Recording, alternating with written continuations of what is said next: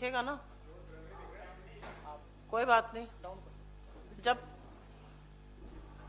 नहीं नहीं, एक खड़ा रखिए, एक खड़ा रखिए, एक कैसे कर दीजिए, वो है ना कैमरा।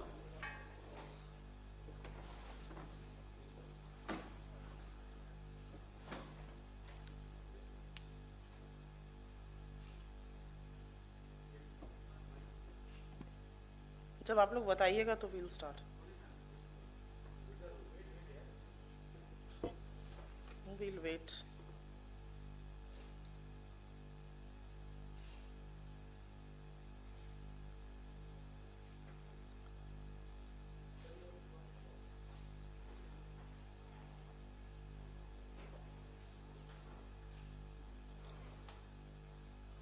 हिंदी वाला इसमें आपको चेंजेस करके दे दीजिएगा, मैं इंग्लिश का लिख दूंगी। Let us know when can we start. नहीं क्या? आप सबको मेरा नमस्कार। आप यहाँ पर ये 2 गैस सिलेंडर देख रहे हैं और इसी के बारे में ये चर्चा है। बड़े बड़े वादे किए गए थे, तो हम लोगों ने भी उस पर कुछ 2 लाइनें लिखी हैं, आपको जरूर सुनाना चाहेंगे। बहुत हुआ है अत्याचार, कमर तोड़ महंगाई की मार, यही है मोदी सरकार। नरेंद्र मोदी जी की निर्मम, असंवेदनशील और अनैतिक सरकार ने किसानों के साथ तो अन्याय करने की ठान ही ली है और हर तरह का अन्याय, हर तरह की बर्बरता कर रहे हैं। पर अब देश के हर चूल्हे चौके, हर गृहिणी, हर आम आदमी की कमर तोड़ने का भी फैसला कर लिया, हर चूल्हे चौके में आग लगा दी है। पेट्रोल और डीजल के दाम आप सबको पता है 100 रुपए के पार हो गए हैं। पेट्रोल का दाम एक नया कीर्तिमान स्थापित किया है सरकार ने। और अब घरेलू गैस, जिसको कि रसोई गैस कहा जाता है, जिसके सिलेंडर रखे हैं, इनके दाम निरंतर बढ़ाए जा रहे हैं। 10 दिनों के अंदर, आज 15 तारीख है, मात्र 10 दिनों के अंदर इन सिलेंडर में, रसोई गैस के सिलेंडर में 75 रुपए कीमत का इजाफा हुआ है। 75 रुपए कीमत बढ़ी है। 4 फरवरी को सिलेंडर की कीमत 25 रुपए बढ़ी थी और अब आज सुबह, कल रात 12 बजे से, मतलब 15 तारीख को, यह कीमत 50 रुपए और बढ़ा दी गई है। और यही नहीं, दिसंबर 2020, मतलब 2 महीने के अंतर्गत यह कीमत 175 रुपए प्रति सिलेंडर बढ़ चुकी है, क्योंकि दिसंबर में आपको याद होगा 2 बार 50-50 रुपए की वृद्धि हुई थी। तो यही सिलेंडर जो दिसंबर में दिल्ली में 594 रुपए का बिकता था, 594 का, वो आज दिल्ली शहर में 769 रुपए, मतलब 769 का बिक रहा है। मुझे लगता है यहां पर यह याद दिलाना जरूरी होगा कि जब हमारी सरकार थी और हमारी सरकार में जब कच्चा तेल, जिसको क्रूड ऑयल कहते हैं, उसका दाम जब 100 रुपए, $150 तक पार कर गया था, तब भी रसोई गैस की कीमत 400 रुपए के आसपास थी। तो सबसे पहले मेरा मानना है कि शर्म आनी चाहिए इस सरकार को, जिसके कारण आज अर्थव्यवस्था पूरी तरह से ठप हो चुकी है, बेरोजगारी मुंह बाए खड़ी है। इन्हीं के कुप्रबंधन के चलते लोगों का वेतन घटता जा रहा है और अब आप लोगों पर कमर तोड़ महंगाई का प्रहार कर रहे हैं, चाहे वो पेट्रोल डीजल के दाम हो या रसोई गैस की कीमतें। और इसका प्रभाव अमीर से अमीर और गरीब से गरीब आदमी तक पड़ता है। पर मुझे ऐसा लगता है सरकार को इससे रत्ती भर फर्क नहीं पड़ता है। और इसलिए फर्क नहीं पड़ता है कि कच्चे तेल का कीमत कुछ भी हो, कच्चे तेल का दाम कुछ भी हो, अगर वो 20 रुपए प्रति डॉलर हो जाता है जैसा लॉकडाउन के दौरान हुआ, तब भी आपको कोई फायदा नहीं मिलता, आपको कोई राहत, कोई रियायत नहीं मिलती है। और अगर वो महंगा होता है तो भी आपको कुछ उतना ही पैसा देते जाना है। क्यों? क्योंकि सरकार आपदा में अवसर ढूंढती है और अवसर ढूंढने का उन्होंने ये काम किया है कि निरंतर एक्साइज ड्यूटी बढ़ाते रहे हैं। अपने कार्यकाल के दौरान दर्जन बार से ऊपर इन्होंने एक्साइज ड्यूटी बढ़ाकर करीब करीब 24 लाख करोड़ रुपए कमाए हैं। जो मेरा मानना है कि ये 24 लाख करोड़ एक्चुअली जनता का हक था। जनता ये नहीं कहती कि हम मुश्किल के समय आपके साथ नहीं खड़े होंगे, हम मुश्किल के समय आपकी सरकार के साथ खड़े होंगे, लेकिन जब कच्चे तेल का दाम गिरे तो हमें भी तो कुछ राहत मिलनी चाहिए। उस समय आप अपना रोकड़ा कमाने में लग जाते हैं, अपने सरकारी खजाने भरते हैं। ये सरकार की ही दया है कि 100 रुपए पेट्रोल हो गया है। ये इसी सरकार का नया कीर्तिमान है, नया रिकॉर्ड है। और एक बात बतानी जरूरी है सिंपल शब्दों में कि इन्होंने एक्साइज ड्यूटी डीजल पर 8 गुना, लगभग 8 गुना बढ़ाई और पेट्रोल पे लगभग 2.5 गुना बढ़ाई। सीधे साफ शब्दों में जब हमारी सरकार थी तो डीजल पर जो टैक्स पड़ता था वो करीब करीब 3.5 रुपया प्रति लीटर था, वो आज बढ़ के 32 रुपए प्रति लीटर है। और पेट्रोल पर जो टैक्स करीब करीब 9 रुपए प्रति लीटर पड़ता था वो आज बढ़ के 33 रुपए प्रति लीटर है। तो सबसे पहले अगर आप वाकई में लोगों का भला सोचना चाहते हैं 1 मिनट को भी, तो अपनी एक्साइज ड्यूटी को ही अगर आप कम कर दीजिए, अगर आप इसी को 33 रुपए और 32 रुपए को ही वापस ले लीजिए तो बड़ी राहत मिल सकती है।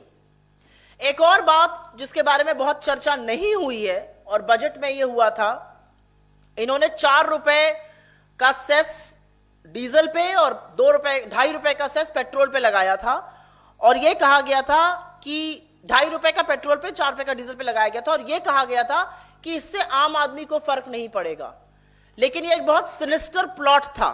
यह प्लॉट इसलिए था और मैं इसको कहती हूं कि यह षड्यंत्र इसलिए था क्योंकि यह सेस लगाया गया था, एक्साइज ड्यूटी स्ट्रक्चर को चेंज किया गया। तो एक्साइज ड्यूटी स्ट्रक्चर चेंज करने का क्या मतलब हुआ कि इसमें जो पैसा आएगा वो सिर्फ केंद्र सरकार रखेगी और ये 4 और 2.5 रुपए की बढ़ोतरी का राज्य सरकारों को एक नया पैसा नहीं मिलेगा। मुझे यह भी लगता है कि आज अगर गृहिणी, आम आदमी, बच्चियां, लड़के, लड़कियां कोई भी खड़े होकर सरकार के इस कुप्रबंधन पर सवाल उठाए तो सबसे पहले तो उसको एक तगमा दे दिया जाएगा कि आप देशद्रोही हैं, आप सरकार से सवाल पूछ रहे हैं। दूसरा, उसके ऊपर यूएपीए सेडिशन चार्ज लग जाएगा। अगर आज आप कहिएगा बाहर जाकर कि भाई पेट्रोल और डीजल के दामों में इतनी बढ़ोतरी हो गई और रसोई गैस में आपने आग लगा दी है, तो आपको आतंकवादी घोषित भी किया जा सकता है इस सरकार के कार्यकाल में। लेकिन सच तो यह है कि सरकार को अर्थव्यवस्था की रत्ती भर समझ नहीं है। आप सबको पता है कि इन्फ्लेशन दिन दूनी रात चौगनी बढ़ोतरी कर रहा है। इन्फ्लेशन आरबीआई की जो 2 to 6% रेंज होती है, 4% उनका मीडियन है, उससे ऑलरेडी बढ़ चुका है। बढ़ते हुए इन्फ्लेशन का क्या मतलब है कि आरबीआई अब अंततोगत्वा रेट बढ़ाएगा। तो जो थोड़ी बहुत डिमांड आ भी सकती थी, जो थोड़ी बहुत मांग आप रिवाइव भी कर सकते थे, उस पर भी पानी फेरने का काम इस सरकार ने किया है। तो या तो इन लोगों को बिल्कुल समझ नहीं है या समझ होते हुए भी ये जानबूझकर ऐसा करते हैं क्योंकि ये रत्ती भर इनको फिक्र ही नहीं है कि आम आदमी के साथ क्या होगा। मेरा एक सवाल है और सवाल बहुत वाजिब है कि क्या सरकारों का काम मुनाफाखोरी करना होता है और जनता की महंगाई से कमर तोड़ना होता है? और इसीलिए मेरा अपना मानना है कि जो उज्ज्वला में भी अगर आप देखिए 10-10, 14-14 करोड़ सिलेंडर रिफिल ही नहीं हुए क्योंकि पैसा तो आपको देना ही पड़ेगा और लोगों के पास इतना पैसा ही नहीं है कि उज्ज्वला जैसे सब्सिडाइज सिलेंडर भी रिफिल करा सके आज की तारीख में। तो उसमें क्या हो रहा है कि लोग फिर से वही चूल्हा फूकने का और चूल्हा जलाने का काम कर रहे हैं। मुझे ऐसा लगता है कि कहीं ना कहीं अच्छे दिन का दंभ भरने वाले ये लोग आज अच्छे दिन का नाम लेने से कतराते हैं। और आप जानते हैं कि हमारी सरकार, चाहे वो राजस्थान में हो या कहीं और, हम लोग चुनाव का इंतजार नहीं करते। हमने टैक्स घटाए, जबकि हमारा राजस्व बहुत कम है इस समय, हमने फिर भी टैक्स घटाए। असम में जब चुनाव आता है तो टैक्स घटाया जाता है और अब आप देखिएगा कि जब तक चुनाव नहीं हो जाएगा असम में और बाकी राज्यों में, तब तक इस बढ़ोतरी पर रोक लगा दी जाएगी, जैसा हमने बिहार में देखा था। तो क्या चुनावों के चलते ही अब इस देश की अर्थव्यवस्था चलेगी? मुनाफाखोरी बंद होनी चाहिए। हमारी मांग है कि बढ़ी हुई कीमतों को वापस लेना जाए और हमारी मांग है कि जो एक्साइज ड्यूटी सरकार ने बढ़ाई है, जो मुनाफाखोरी सरकार कर रही है, जो आम जनता को प्रताड़ित करने का काम कर रही है, उसको तुरंत वापस करके जनमानस को राहत दी जाए। और मेरा एक और विनती कह लीजिए, हुंकार कह लीजिए, कुछ भी कह लीजिए, मैं एक सवाल डायरेक्टली सिर्फ प्रधानमंत्री जी से ही नहीं, उनकी उन महिला नेत्रियों से जरूर पूछना चाहती हूं जो सड़क पे उतर जाती थी गैस के सिलेंडर लेकर। आज 2 महीने में 175 रुपए सिलेंडर बढ़ गया है। तो क्या सत्ता का सुख इतना बड़ा है कि आम जनता की परेशानी वहां दिखाई नहीं देती? ये सवाल का जवाब आपकी अंतरात्मा देगी, और आप सबको पता है मैं किसकी बात कर रही हूं. I will just make a brief statement in English. In the last 2 months alone, LPG gas prices have gone up by 175 rupees per cylinder. It costed 594 per cylinder in Delhi in the month of December. It is now going to cost 769 per cylinder. It is also important to remember here that in this month of February alone, we have seen a price rise of 75 rupees. On the 4th of February, there was a price rise of 25 rupees per cylinder. On the 15th, there's been a price rise of 50 rupees per cylinder. The reality is that when we were in government, and despite global crude prices heightening and peaking at $150 a barrel, prices did not cross for subsidized cylinders at about 400 per cylinder. The condition is very different. Today, we are amidst an economic recession. Today, India is facing acute unemployment issues. Today, people's wages have been cut. And now to burden them with skyrocketing prices, thanks to LPG cylinders or petrol and diesel prices, where records are being set by this government, where petrol prices, in Madhya Pradesh have crossed 100 rupees per litre, I think it tells you a lot about how this government functions and thinks. They are not just insensitive, I also believe they want to look the other way. And it is not as if things are not in control. If the government wants, and the government has raised excise duty about 12 odd times in its tenure so far, and has amassed a huge and a whopping 24 lakh crore rupees, which actually belongs to the people of this country.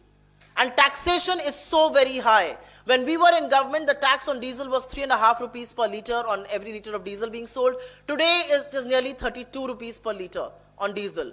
On petrol, it was just a little over 9 rupees per litre when we were in government. Today, it is at about 33 rupees per litre.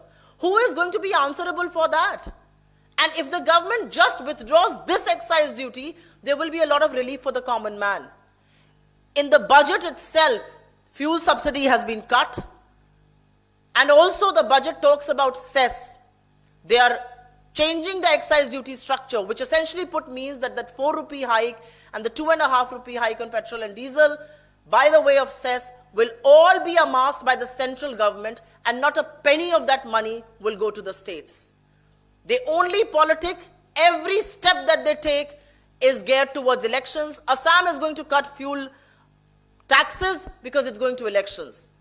They will stop raising rates till elections don't happen. We are also in government. In Rajasthan, out of turn, we went and cut taxes. Why can the Modi government not be sensitive towards the needs of people? I also believe if the common man and the common woman today rises and starts asking tough questions of this government as far as economic mismanagement and skyrocketing prices are concerned, they will be labeled anti-national, sedition cases will be filed against them, and they will perhaps be lodged in jail. This is the reality of things today. They also do not understand 101 economics. If demand is low and inflation is high, to keep raising LPG, petrol, diesel prices is only going to stoke inflation higher, which essentially means that the RBI will eventually have to raise interest rates, which will further dampen demand. So all of these wise women and men who sit in government, they have zero understanding of economic principles. They have zero understanding of how demand, how consumption, how investment, how jobs are created in an economy, and which is why they are presiding over the worst economic slowdown and economic recession and unemployment crisis in our history. I also believe, is it a moral duty of the government to give relief to the people, or is it all right for the government to make money at their behest, to make money at the cost of people's problems, to burden them with high prices? We believe that the Achhe Din that the Modi government spoke about and shies away from is because it is nowhere in sight. I ask a direct question of the women representatives of the BJP, and many of whom today sit in government in very high positions. You used to take to the streets. Today, LPG prices have gone up by 175 rupees per cylinder. Ms. Smriti Irani, are you willing to take to the streets again? Or is it so comfortable in the government or in high offices that you sit that the pain of the common man is no longer visible? The lesser said about Ms. Nirmala Sitharaman, the better it would be. We demand that these prices be rolled back. We demand that the excise duty structure and the excise collections be paused for a while, at least on this, and the government gives some relief to the common man, because the situation is unprecedented. And in unprecedented situation, the government's prime duty is to bring more relief to the people. Thank you. We'll take some more questions first.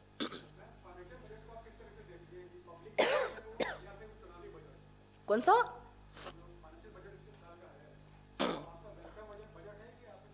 मैं budget का सवाल 1 minute में लूंगी. किसी को अगर fuel prices पे सवाल पूछना है तो पहले वो ले लेते हैं, फिर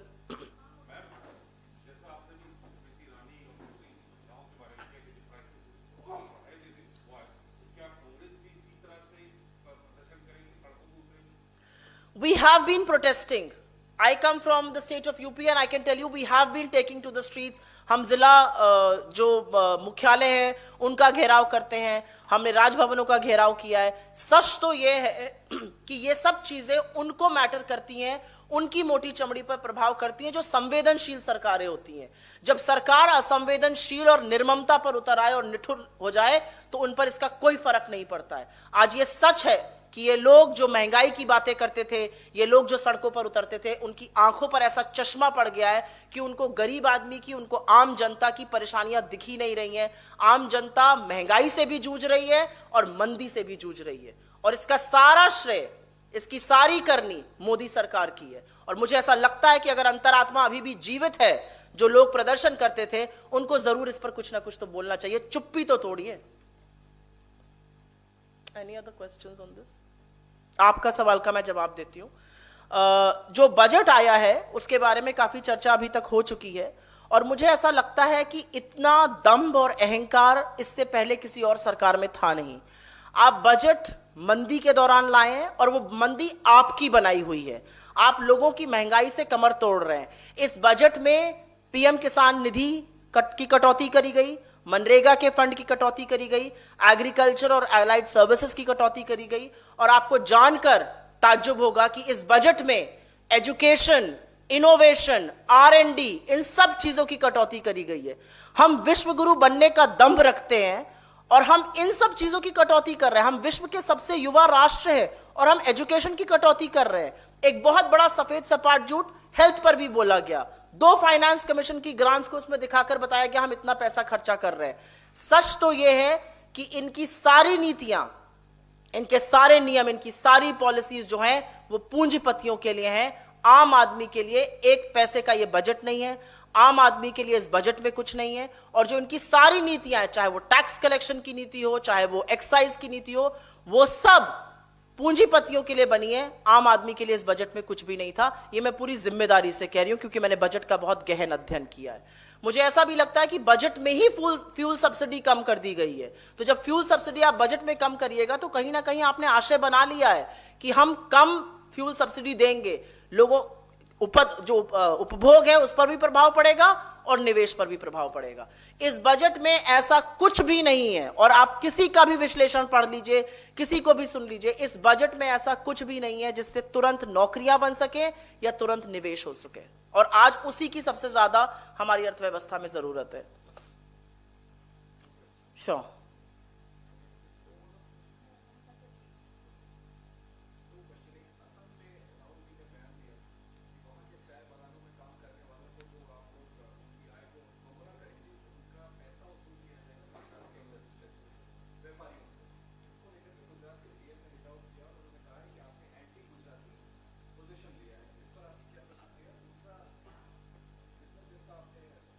जी हाँ, जी हाँ. मैं पहले आपका असम वाला क्वेश्चन आंसर करूंगी. एक स्टडी आई है अभी थोड़े दिनों पहले और उसमें बहुत साफ तौर से अंकित किया गया है कि लॉकडाउन के दौरान देश के 100 पूंजीपतियों की, मात्र 130 करोड़ के इस देश में मात्र 100 पूंजीपतियों की इनकम में इतना इजाफा हुआ है जिससे कि 13 करोड़ 80 लाख लोगों को 94,000 रुपए प्रति पर्सन दिए जा सकते हैं. इतना इजाफा हुआ है. 100 लोगों की इनकम में इतना इजाफा हुआ है कि करीब करीब 14 करोड़ लोगों को आप 94,000 रुपए दे सकते हैं प्रति पर्सन, प्रति व्यक्ति. तो इतनी असमानता, इतनी जो इनकम इनइक्वालिटी इस देश में बन रही है, अगर कोई उस पर बोलता है तो मुझे लगता है हम सबको उसका समर्थन करना चाहिए। यह देश 130 करोड़ लोगों का देश है, लेकिन जितने भी नियम, जितने कानून, जितनी नीतियां बन रही हैं, उससे 1% के पास 73% वेल्थ जा रही है और बढ़ती ही जा रही है। तो मुझे लगता है बढ़ती हुई इनकम इनइक्वालिटी पर अगर राहुल जी ने कुछ कहा है तो उन्होंने कुछ गलत नहीं कहा है। उनका आशय गुजरात को टारगेट करना नहीं था, उनका आशय यह दिखाना था कि कितनी जबरदस्त इनकम इनइक्वालिटी बढ़ रही है, जो खाई है गरीबों और अमीरों के बीच में वो किस तरह से बढ़ रही है कि 100 लोगों की पूंजी जिस तरह से बढ़ी लॉकडाउन में, उससे आप 14 करोड़ लोगों को प्रति व्यक्ति 94,000 रुपए दे सकते थे। मुझे लगता है कि इस सरकार का, एक सभ्य समाज का, हम सबका सर इससे शर्म से झुकना चाहिए 130 करोड़ के गांधी के इस देश में। आपने दूसरा एक सवाल पूछा विप्लव देव जी के कमेंट का। उन्होंने कहा है कि शाह जी और मोदी जी तो श्रीलंका और नेपाल में भी सरकार बनाने का आशय रखते हैं। मुझे लगता है कि यह मजाक का विषय नहीं है। विप्लव देव जी ने काफी बेतुकी बातें पहले भी करी हैं, लेकिन यह बेतुकी बात नहीं है। और इसलिए नहीं है क्योंकि यह कहीं पर हमारी फॉरेन पॉलिसी को, हमारे डिप्लोमेटिक रिलेशंस को हर्ट करता है, उसको क्षति पहुंचाता है। और इसलिए क्षति पहुंचाता है क्योंकि आप एक तरह से कह रहे हैं कि हम कू करने वाले हैं वहां पर श्रीलंका और नेपाल में। वहां पर डेमोक्रेटिकली इलेक्टेड गवर्नमेंट्स हैं, वहां पर लोकतंत्र है, और एक दूसरा लोकतंत्र कहता है कि हम वहां पर सरकार बनाएंगे। ये किस तरह की बातें करते हैं? अभी तक हम खामियाजा भुगत रहे हैं मोदी जी के, अब की बार ट्रंप सरकार का। अब इनके लोग, और मुझे लगता है कि विप्लव देव जी ने बेवकूफी की बात करी है, लेकिन इसका बहुत दुष्परिणाम हो सकता है।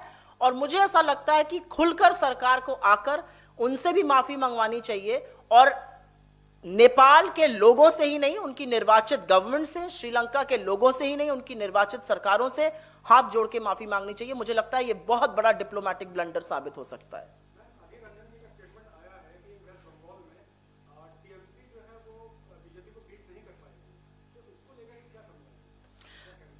देखिए, ऐसा है कि भाजपा जो कर रही है वेस्ट बंगाल के चुनावों में, उससे तो हम मुझे लगता है बड़ी शर्म आनी चाहिए।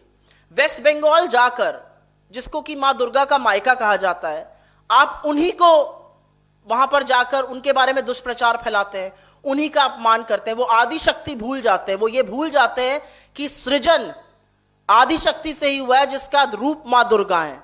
वो भगवानों को ही लड़ाने में आपस में लग गए हैं। तो मुझे ऐसा लगता है भाजपा जो भी कर ले, बहुत करारी हार मिलेगी, क्योंकि वेस्ट बंगाल की जो जनता है वो पढ़ी लिखी जनता है। वहीं से हिंदुस्तान में रेनेसां की शुरुआत हुई थी, और वो कुछ भी कर ले वो हारेंगे। टीएमसी का जहां तक है, अगर टीएमसी ने बड़ा काम किया होता डेवलपमेंट का, तो शायद इस तरह का डायलॉग ही नहीं होता। आप अपने काम के नाम पर वोट मांगते। Yes,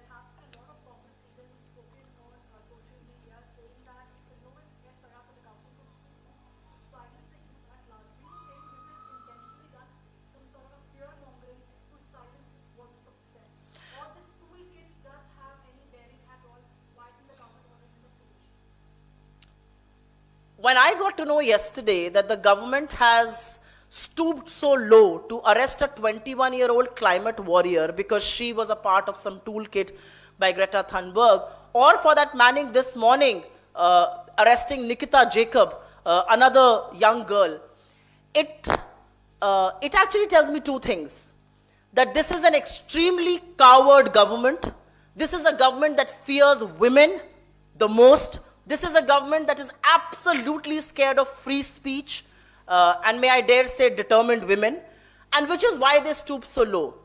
Our democracy is extremely strong, our foundation is extremely strong, and if they believe that a 21-year-old climate warrior or a 22-year-old Nikita can distort the foundations of our democracy, then they really are absolutely belied.